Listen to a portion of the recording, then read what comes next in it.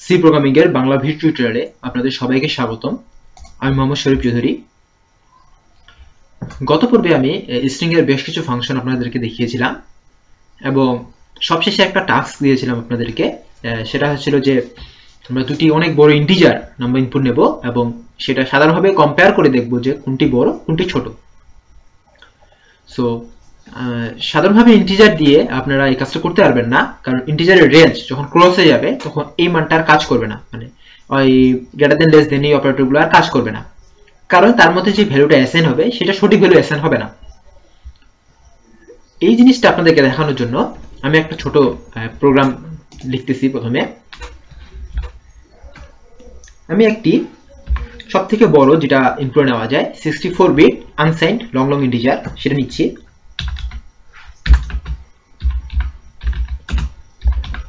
এটা প্রায় 10 to the পাওয়ার 19 এই রেঞ্জের মতো কাজ করে। এটা অ্যাকুরেট রেঞ্জ না, আপনারা 64 বিট মানে 2 টু দি 64 এর যে মানটা সেই মানটাই আসলে হচ্ছে যে আনসাইন্ড লং লং ইন্টিজারের মূল মান, এত থেকে 1 মাইনাস করে। সো আনসাইন্ড লং লং নিলাম এ, এবং এটাই হচ্ছে যে সি তে নেওয়া যায় ইন্টিজারের সর্বোচ্চ মান আপাতত। আনসাইন্ড লং লং এ নিলাম। এখন আমরা একটা সাধারণের জন্য হোয়াইল লুপ চালাচ্ছি যে বিভিন্ন মান নিয়ে আমরা চেক করব।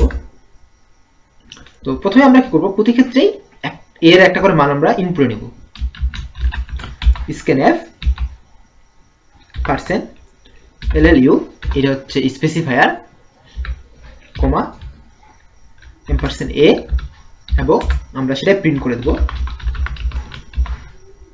প্রিন্টে %llu ব্যাকস্ল্যাশ কমা a। এবার আমরা প্রোগ্রামটাকে রান করি। সো এখন দেখুন আমরা এখানে বিভিন্ন রকম ইনপুট দেব। যখন 1 ইনপুট দিচ্ছি 1 আসতেছে, 1 2 3 ইনপুট দিলাম 1 2 3 আসতেছে, 1 2 3 4 5 6 7 8 9 দিলাম এটাও আসবে, 1 2 3 4 5 6 7 8 9 1 2 3 4 5 6 7 8 9 এই মানটাও আসতেছে, কারণ এটা রেঞ্জের মধ্যে পড়তেছে। 2 3 4 5 6 7 8 9 2 3 4 5 6 7 8 9 1 2 3 4 5 6 7 8 9। এবার অনেক বড় একটা মান নিয়েছি আমরা, এটা চাপলাম। দেখুন এই মানটা একই না, কারণ কি এটা হচ্ছে ইন্টিজার রেঞ্জ ক্রস করে ফেলছে। ইন্টিজার রেঞ্জ ক্রস করে ফেলার পর হয়েছে যে আসলে এই মানটার এই এ ভেরিয়েবলের মধ্যে অ্যাসাইন করা সম্ভব হচ্ছে না। তখন এই মানটা অ্যাসাইন করতে যায় যে পরিমাণ সমস্যাটা হচ্ছে যে তার ফলে একটা কম্পাইলার বেস এটা ক্যালকুলেট করে একটা গার্বেজ মান আসতেছে। এটাও একটা মানের একটা নির্দিষ্ট লজিক আছে কেন এই মানটা আসতেছে, বাট সেটা একটু জটিল, আমরা এখন সেটা আলোচনা করব না। তবে এটাটুকু জানা উচিত, জানা রাখি যে আমরা যখন রেঞ্জটা ক্রস করে যাবে তখন আমরা অ্যাকুরেট মানটা পাবো না। রেঞ্জটা ক্রস হয়ে গেলে আমরা অ্যাকুরেট মান পাবো না। প্রোগ্রামিং কন্টেক্সটে এই জিনিসটা খুবই জরুরি, কারণ প্রোগ্রামিং কন্টেক্সটের রেঞ্জ নিয়ে একটা কথা বলা থাকে যে আমাদের যদি রেঞ্জ দেওয়া থাকে অনেক বেশি পরিমাণে 2 টু দি পাওয়ার 32 বিট, সেক্ষেত্রে আমরা ইন্টিজার সাধারণ নিয়ে কাজ করতে পারবো না। এরকম সি প্লাস প্লাসে পারবো, বাট সিতে পারবো না, লং নিয়ে কাজ করতে হবে। এই ব্যাপারগুলো আরো কিছু জিনিস মনে রাখা উচিত যে শর্ট ইন্টিজার এই রেঞ্জগুলো নেটে সার্চ দিয়ে আপনারা শর্ট ইন্টিজার লং ডবল এগুলো যে রেঞ্জ, এগুলো আপনারা নেটে সার্চ দিয়ে দেখে নেবেন আসলে এগুলো রেঞ্জ কি পরিমাণ। যদি বলা থাকে যে কোনো একটা মান 2 টু দি পাওয়ার 32 হবে, তাহলে সেক্ষেত্রে আমরা অফকোর্স লং ইউজ করতে পারবো না, হয়তো লং লং ইন্টিজার ইউজ করতে হবে, অথবা আনসাইন লং ইউজ করতে পারি, কারণ আনসাইন লং ইউজ করতে পারবো না, কারণ 2 টু দি পাওয়ার 32 এই সংখ্যাটাকে লং এর মধ্যে আনা যায় না। লং এর রেঞ্জ হচ্ছে যে -2 টু দি পাওয়ার 31 থেকে শুরু করে 2 টু দি পাওয়ার 31 - 1 পর্যন্ত। এই জিনিসটা আপনারা নেটে সার্চ দিয়ে দেখে নেবেন এই রেঞ্জটা আসলে কি হয়। তো এতটুকু আপাতত আমরা জেনে রাখি যে আমাদের মানটা যদি কখনো রেঞ্জ ক্রস করে ফেলে সেক্ষেত্রে আমরা সঠিক আউটপুটটা পাবো না, এবং সঠিক আউটপুট না পাওয়ার ফলে কি হবে, আমরা যে প্রোগ্রামটা করলাম সেটা পুরোপুরি বৃথা গেল। সো তার মানে আমরা ঠিক এইভাবে এত বড় সংখ্যা আমরা হিসাব করতে পারবো না। এই সংখ্যাটাকে হিসাব করার জন্য স্ট্রিং ইউজ করা হয়। জাভাতে বিগ ইন্টিজার নামে ক্লাস রয়েছে, সেটা জাভা আপনারা যারা করেছেন তারা বুঝতে পারবেন, কিন্তু আপাতত সি যেহেতু আমরা শিখতেছি তো এতটুকু অন্তত জেনে রাখি যে অনেক বড় মান ক্যালকুলেট করার জন্য আমাদেরকে অফকোর্স স্ট্রিং ইউজ করতে হবে। আচ্ছা, এবার আসি যে আমরা স্ট্রিং দিয়ে কিভাবে এই কাজটা করব। আজকে আমাদের যে প্রোগ্রামটা, সেই প্রোগ্রামটা হচ্ছে যে আমরা দুটো বড় সংখ্যা নিব, দুটো বড় সংখ্যা নিয়ে সেটাকে কম্পেয়ার করব যে কোন সংখ্যাটা বড় কোন সংখ্যাটা ছোট, এবং আমাদের স্যাম্পল দেওয়া থাকবে আর স্যাম্পল আউটপুট হচ্ছে আমাদেরকে এইভাবে দিতে হবে। এক্ষেত্রে ধরে নেওয়া হয়েছে যে প্রথম সংখ্যাটা হচ্ছে a, পরের সংখ্যাটা b, এবং আমাদের প্রথম সংখ্যাটা যদি বড় হয় তাহলে দেখাতে হবে যে a গ্রেটার দেন b, পরের সংখ্যাটা যদি বড় হয় তাহলে দেখাতে হবে যে a লেস দেন b, এবং দুটো ইকুয়াল হয় তাহলে a ইকুয়াল টু b। এই জিনিসটা আমাদেরকে দেখাতে হবে। সো আমরা প্রোগ্রামে চলে আসি, কি করব, জিনিসটা কেটে দেই। এবার আমরা যেটা করেছিলাম যে আনসার লং লং a, এটা তো নিতে লাগতেছে না। স্ট্রিং কম্পেয়ারের সাহায্যে আমরা জিনিসটা করব, সেই জিনিসটা বলি। তার আগে বলি যে স্ট্রিং যে কম্পেয়ার করা হয়, এটাকে আসলে কম্পেয়ারিং এর যে পদ্ধতি সেটাকে বলা হয় যে লেক্সিকোগ্রাফ, আর এই কম্পেয়ার যে করা হচ্ছে সেটাকে বলা হচ্ছে লেক্সিকোগ্রাফিক্যালি কম্পেয়ার। লেক্সিকোগ্রাফিক্যালি কম্পেয়ার ব্যাপারটা কি রকম সেটা বলি। যে এটা হচ্ছে ইন্ডেক্স টু ইন্ডেক্স চেক করে। ইন্ডেক্স টু ইন্ডেক্স চেক করা কিরকম, যদি আমার একটা চেক করার ব্যাপারটা যদি এরকম হয় যে প্রথমে আছে 1, তারপর আছে 2, তারপর আছে 3, এবং আরেকটা যদি আছে প্রথমে আছে 1, তারপর আছে 3, তারপর আছে 3, এবং 4 দিলাম, তারপর এখানে আছে 4। লেক্সিকোগ্রাফিক্যালি হচ্ছে যে আমরা প্রথম থেকে শুরু করব চেক করা। এটা মিলছে, তার মানে এখন পর্যন্ত সেম। এটা মিলে নাই, তার মানে এখানেই বাদ। এই দিকগুলো আর চেক করা হবে না। এটাকে বলে লেক্সিকোগ্রাফিক্যালি কম্পেয়ার। লেক্সিকোগ্রাফিক্যালি কম্পেয়ারে কিছু সুবিধা আছে, কিছু অসুবিধা আছে। যেমন এই সংখ্যাটা যদি মানে এই জিনিসটা দেখা যাচ্ছে যে প্রথমটা ছোট হয়ে গেছে, এবং এটা হচ্ছে কম্পেয়ার করে যে কোনটা ছোট, এটাও কিন্তু লেক্সিকোগ্রাফিক্যালি কম্পেয়ারের মধ্যে পড়ে। এবং আমাদের স্ট্রিং কম্পেয়ার যে ফাংশনটা আছে সেটা এটাও রিটার্ন করে। স্ট্রিং কম্পেয়ার যে ফাংশনটা, আমি সেটার কাজটা আগে একটু দেখে নিই আপনাদের সবার সামনে। স্ট্রিং কম্পেয়ারে যেটা হয় যে শুধুমাত্র আমরা বলেছিলাম যে যদি 0 রিটার্ন করে তাহলে সেম, কিন্তু 0 বাদ দিয়ে সে আরো দুটো জিনিস রিটার্ন করে। একটা হচ্ছে মাইনাস মান, নেগেটিভ মান, একটা হচ্ছে পজিটিভ মান। সাধারণ ক্ষেত্রে সেটা -1, একটা +1 হয়। যদি +1 হয় তার মানে প্রথম যে ইন্টিজারটা আমরা নিয়েছি সেটা বড়, আর যদি -1 হয় তাহলে পরে যে ইন্টিজারটা নিয়েছি সেটা বড়। যেমন এখানে দুটো কম্পেয়ার করা আছে, যে আমি বোঝার সুবিধার্থে যেটুকু করেছি যে সম্পূর্ণটাই ঠিক রেখেছি, শুধুমাত্র লাস্ট ডিজিটটা চেঞ্জ করে দিয়ে এই দুটোর ক্ষেত্রে আমি কম বেশি বোঝানোর চেষ্টা করেছি। তো এই লেক্সিকোগ্রাফিক্যালি কম্পেয়ারে হয় কি, যে প্রথমে এই ইন্ডেক্সটা এটার সঙ্গে চেক করে দেখে যে সমান, আবার এটার সঙ্গে এটা চেক করে আবার সমান, এটার সঙ্গে এটা চেক করে সমান, এভাবে সমান হইতে হইতে ততক্ষণ পর্যন্ত চেক করতে থাকে যতক্ষণ পর্যন্ত তারা মানে বড় ছোট বা কিছু এরকম না পেয়ে যায়, মানে অসমান কিছু একটা না পেয়ে যায়। যতক্ষণ পর্যন্ত সেম থাকে ততক্ষণ পর্যন্ত তারা চেক করে যায়। যেমন এখানে কিন্তু এই দুটো সেম না, একটা 9 একটা 8, তার মানে এখানেই ক্লোজ, এবং এখানে ডিসিশনটা নেয় যে কোনটা বড় কোনটা ছোট। এই ক্ষেত্রে যদি প্রথম ক্যারেক্টারটা যদি বড় হয়, অফকোর্স 9 বড়, আজকের দিক থেকে বড়, এই জন্য 9 যেহেতু বড় সেহেতু প্রথম স্ট্রিংটাকে বড় বলা হয়, এবং যেহেতু a হচ্ছে যে ছোট সেহেতু পরের স্ট্রিংটা ছোট, এইভাবে গণনা করা হয়। এবং সেক্ষেত্রে এ দুটো যদি কম্পেয়ার করা হয় সেটা রিটার্ন করবে +1, এবং যদি বিপরীত ক্ষেত্রে যেহেতু এটা ছোট হয়ে গেছে এটা হয়ে গেছে বড়, তার মানে পরের স্ট্রিংটা হচ্ছে বড়, এর সেক্ষেত্রে রিটার্ন করবে -1।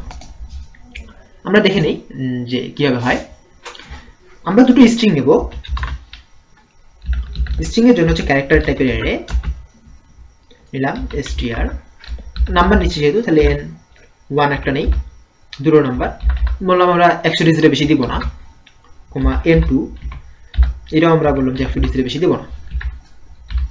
এখন আমাদের কাজ হচ্ছে যে স্ক্যান করে নেওয়া। তাহলে এখন আমরা এখানে লিখব while scanf %%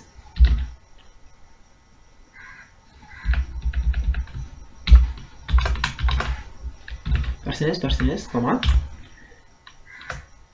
n1 n2 not equal to eof, এবং এখন আমরা চেক করব যে কোনটা হয়। if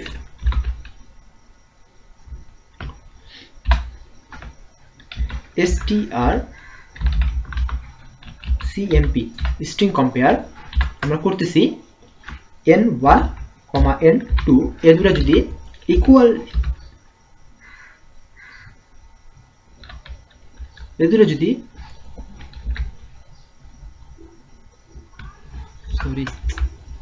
ইকুয়াল ইকুয়াল 0 হয়, যদি n1 আর n2 ইকুয়াল ইকুয়াল 0 হয় তাহলে আমরা কি করেছিলাম যে a b সেম, তাহলে a ইকুয়াল b, তাহলে আমরা প্রিন্ট করব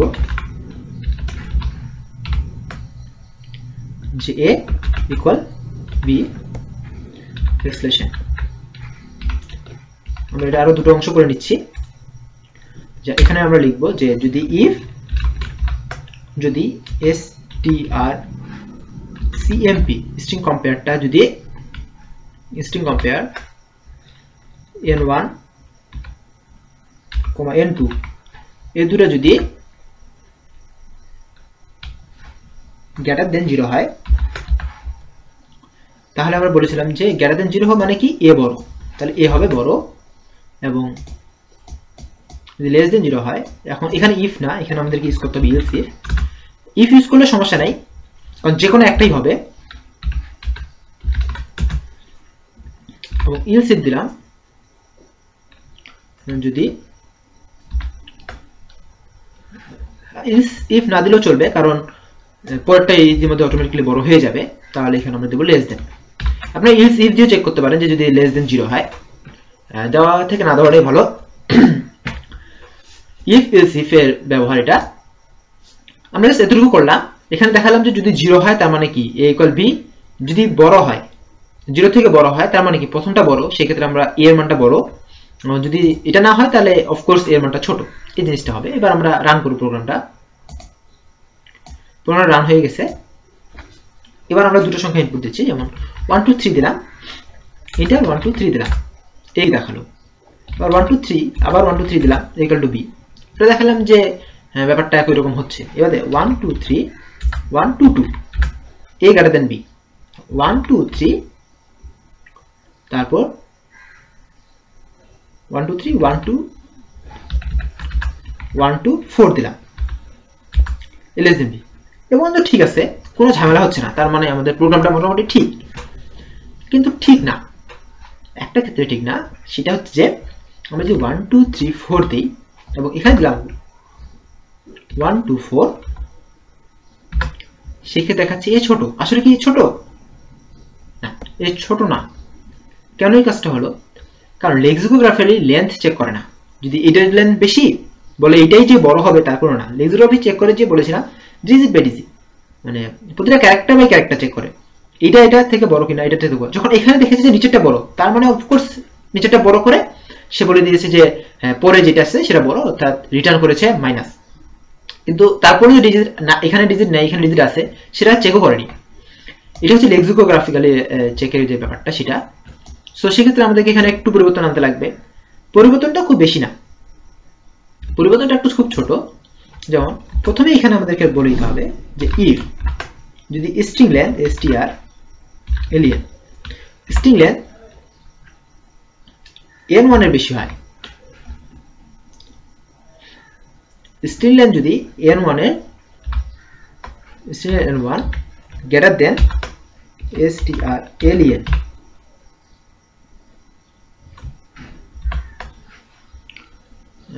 যদি n2 যদি n1 এর থেকে স্ট্রিং লেন্থ n2 এর বেশি হয়, তাহলে কি হবে? তাহলে a বড়,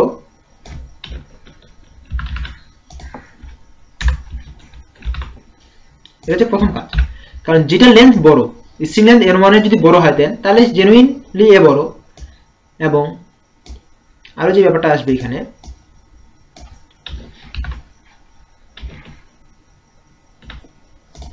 যে স্ট্রিং লেন্থ n1 যদি ছোট হয় তাহলে ছোট, এখানে আমরা ইলস দিতে হবে। খুব কপি পেস্ট হয়ে যাচ্ছে, ব্যাপারটা খুব একটা ভালো না হলো।